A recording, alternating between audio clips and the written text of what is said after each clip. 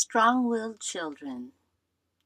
Strong-willed children become adults who change the world as long as we can hang on for the ride and resist the temptation to tame the spirit out of them. Hi, my name is Dee Harris.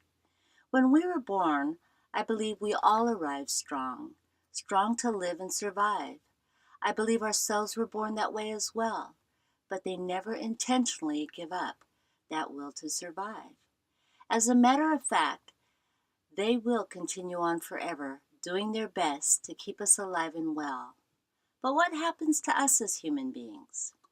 Okay, we come out with the fight or flight mentality, survival. But it's that mentality that will change us from the moment we start to be exposed to new experiences, incidents, and people. Luckily, that doesn't happen to ourselves, that continue to protect and nurture us as best they can throughout our lives. And yes, children are strong-willed too, until we begin to tame the spirit out of them.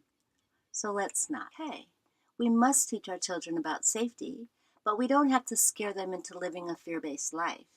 We can teach them to live smart and to make wise choices.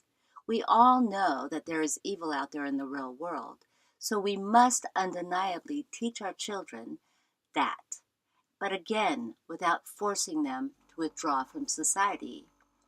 I also feel that teaching our children about respect is one of the greatest lessons we can give them. Being polite and learning proper etiquette, okay, very helpful. But real respect comes from teachings that none of us is any better nor worse than the other. We are all human beings that deserve respect, no matter what color, gender, race, etc. We are all human beings, and we are all equal. We must learn to share. We must learn to care. It's not all about us. Like everything else on the planet, we will be out of balance if we do not all thrive.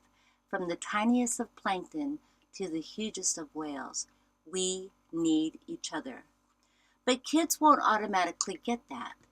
We must teach them so that they won't be the bully at school, the mass shooter that didn't learn respect nor experience it during childhood, the politician who could swear on a stack of Bibles to tell the truth and nothing but the truth, to perform his duties, and still succumbs to power and money. Where am I going with this? Let's teach our children respect without taking the child away. Our children's power is their innocence, their strong will, their being in the moment.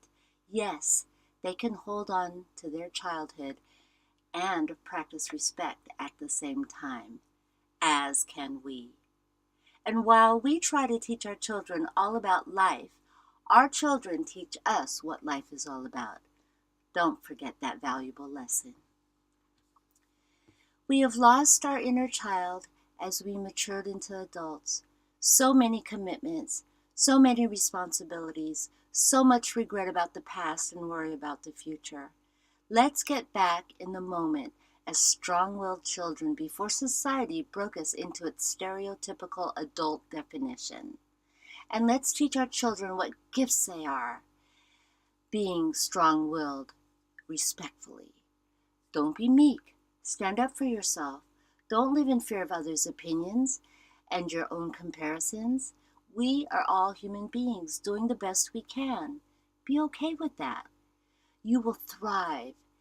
And as they teach this to their children, all of humanity and our planet will begin thriving once again as well. We all have our own unique gifts. Make sure your children know that, and sharing their unique assets is the greatest gift of all. It is easier to build strong children than to repair broken adults. Don't you agree? Thank you for reading my blog and for being part of my journey in recovery. With warmest aloha, my name is Dee Harris.